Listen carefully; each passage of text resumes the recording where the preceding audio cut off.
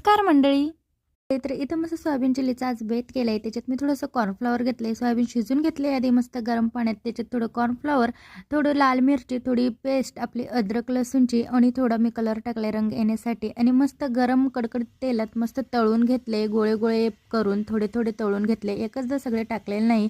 मस्त तळल्यावर कांदा आणि शिमला मिरची जेवढं अवेलेबल होतं तेवढं मी कट करून घेतलं, बारीक बारीक पीस करून घेतले कांद्याचे आणि शिमला मिरची आणि थोडं लसूण कट केला आणि ते एकदम कडकडीत तेलात मस्त फुल गॅसवर मी फ्राय करून घेतलं. 2-3 मिनटं झाकण ठेवलं थोडंसं आणि त्याच्यानंतर ना मस्त त्याच्यात आहे ना सॉस टाकले.